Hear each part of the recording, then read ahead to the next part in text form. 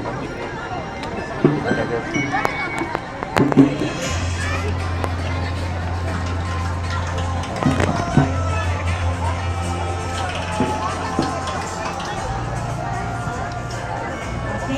so requesting our signing off.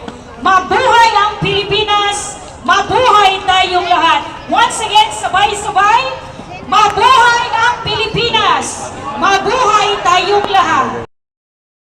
Organizers and staff, our Team Ed Carmen, headed by our PSDS, Sir Gisario Camongay, who worked tirelessly behind the scenes. May the success of this event inspire us to keep working. Once again, thank you to everyone, and may God bless us all.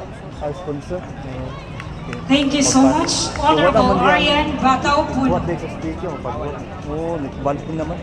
May the spirit of to the kind of future that we can live and we can give to our Mabuhay ang Pilipinas! For 128 years, we keep on celebrating this day.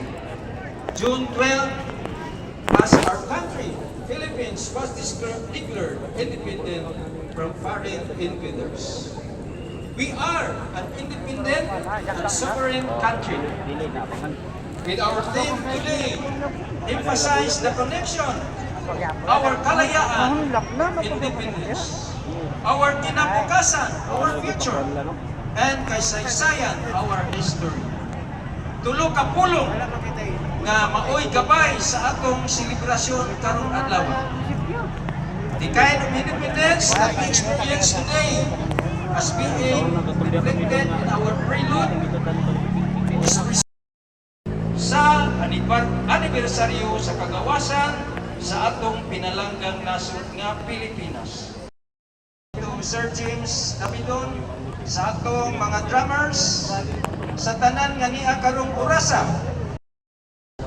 the selected PSP and GSP Milano, Campus Director of CTU Carmen with his staff, school principals from the different schools of Carmen, both public and private school, my fellow teaching and non-teaching personnel, led by their respective school heads. Senior Officer 4, Lucy Joy De La Cruz,